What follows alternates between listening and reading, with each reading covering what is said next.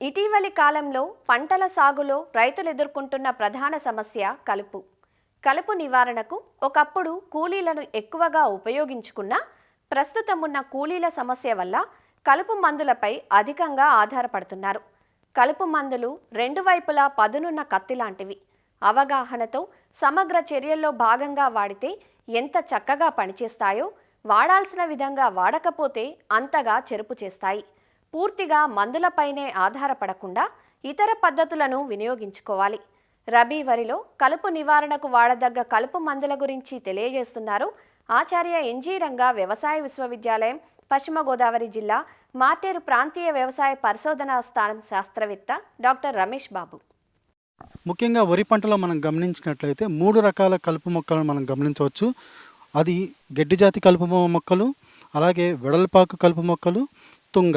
ఇందులో ముఖ్యంగా గడ్డి జాతి కలుపు మొక్కలను మనం నివారించాలి అంటే వరి నాటిన తొలి దశలో అనగా 3 నుంచి 5 రోజుల సమయంలో వరిలో ఊద వంటి కలుపు మొక్కలు ఎక్కువగా ఉన్నప్పుడు, అంటే ఏకవార్షిక కలుపు మొక్కలు ఎక్కువగా ఉన్నప్పుడు బుటాక్లోర్ అనే కలుపు మందును 1 లేదా 1.5 లీటరు, అలాగే ప్రెటిలాక్లోర్ అనే కలుపు మందును 400 మిల్లీలీటర్లను 20 కేజీల ఇసుకలో కలిపి పొలంలో పలుచగా నీరు ఉన్నప్పుడు చల్లుకోవాలి. ఇలా చల్లుకోవడం వల్ల ఈ యొక్క కలుపు మొక్కలను తొలి దశలో మనం నివారించుకోవచ్చు.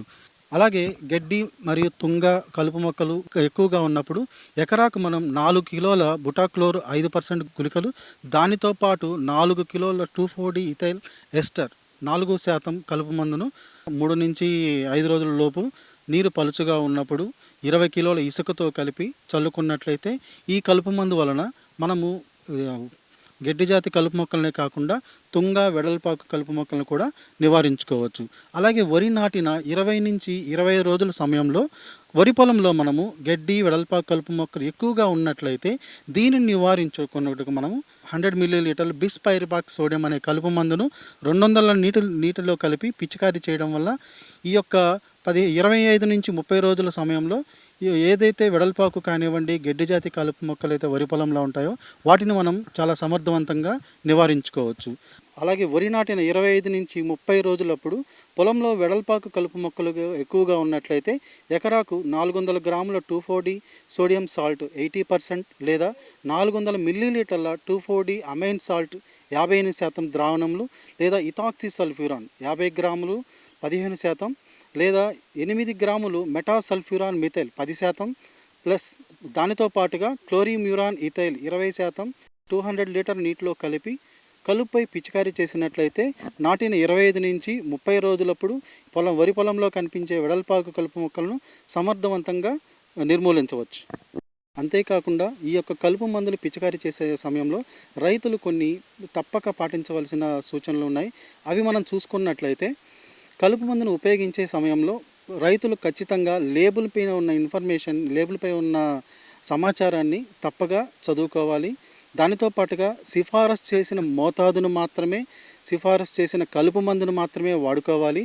పిచికారీ చేసే సమయంలో రైతులు తప్పనిసరిగా రక్షణ వస్త్రాలను ధరించేసి వారికి ఆ కలుపు మందుల నుంచి వచ్చే ప్రతికూల ఇబ్బందులను తగ్గించుకోవచ్చు. అలాగే కలుపు మందును నీటిలో కలిపేటప్పుడు చేతిని తాకకుండా గ్లౌస్ ధరించుకోవాలి. ఏ అయితే స్ప్రేయర్స్ని వాడుతూ ఉన్నామో పిచికారీ చేయడానికి కలుపు మందులని, నాజిల్ని కూడా ముందుగా పిచికారీ చేసే ముందు శుభ్రం చేసుకొని వాటిని వాడుకోవాలి. అలా వాడుకోవడం వల్ల నాజిల్ యొక్క ఎఫిషియన్సీ కూడా మనకు పెరుగుతుంది. ప్రమాదవశాత్తు కలుపు మందు శరీరం పైన కానివ్వండి, బట్టలపైన కానివ్వండి పడితే మంచినీటితో తప్పనిసరిగా శుభ్రం చేసుకోవాలి. ఈ యొక్క కలుపు మందులు గాలి ఎక్కువగా ఉన్న సమయంలో కానివ్వండి, వర్షాలు పడే సూచనలు ఉన్నప్పుడు కానివ్వండి ఎక్కువగా పిచికారీ చేసుకోకుండా ఉంటే మంచిది. కలుపు మందులు పిచికారీ చేయడానికి మనం కేవలం శుభ్రమైన నీటిని మాత్రమే వాడుకోవాలి. వరిలో ఒకే కలుపు మందును ఎక్కువ సార్లు వాడినా కానివ్వండి, వరి పంటలో ఈ కలుపు మొక్కలు ఎక్కువ నిరోధక శక్తిని పెంచుకునే సామర్థ్యం ఉంది కాబట్టి తరచుగా కలుపు మందును పిచికారీ చేయాల్సిన సమయంలో మందుల్ని మారుస్తూ వాడుతూ ఉంటే కలుపు మొక్కలను సమర్థవంతంగా నియంత్రించవచ్చు. ఎట్టి పరిస్థితుల్లో ఈ ఖాళీ అయిన డబ్బాలను నీటిని నిల్వ చేసుకోవడానికి కానివ్వండి, ఆహార పదార్థాలను నిల్వ చేసుకోవడానికి కానివ్వండి వాడకుండా ఉండాలి. ఖాళీ మందు డబ్బాలను, సీసాలను కానివ్వండి, కవర్లను కానివ్వండి ఇలాంటి వాటన్నిటిని మనము పిచికారీ చేసిన తర్వాత అవి ఖాళీ అయిపోయిన తర్వాత వాటిని నాశనం చేసుకోవాలి. ఎలా నాశనం చేసుకోవాలంటే గోతులో పాతిపెట్టడం కానివ్వండి చేయాల్సిన పరిస్థితి ఉంది. కలుపు మందులు వాడిన తర్వాత స్ప్రేయర్ను శుభ్రంగా 2-3 సార్లు శుభ్రమైన నీటితో కడగాలి. కలుపు మందులను పిచికారీ చేసినప్పుడు లేదా ప్రమాదవశాత్తు విష ప్రభావానికి లోనైన వ్యక్తిని వెంటనే ఆసుపత్రికి తీసుకుని వెళ్ళాలి. ప్రమాదకరమైన కలుపు మందు డబ్బాను కూడా డాక్టర్ చూపిస్తే సమర్థవంతంగా పనిచేసే విరుగుడు మందును కూడా ఇవ్వడం జరుగుతుంది. కలుపు మందులు చల్లుతున్న ప్రాంతంలో కూడా మన ఆహార పదార్థాలు ఉంచుకోవడం కానివ్వండి, ధూమపానం చేయడం కానివ్వండి, ఇలాంటివన్నీ చేయకుండా ఉండి రైతుల ఆరోగ్యాన్ని కాపాడుకొని, అలాగే ఈ యొక్క కలుపు మందులు వాడుకొని రైతులు పంటను కూడా కాపాడుకొని మంచి దిగుబడులు సాధించి ఆర్థిక స్థాయిని పెంచుకుంటారని ఆశిస్తున్నాం.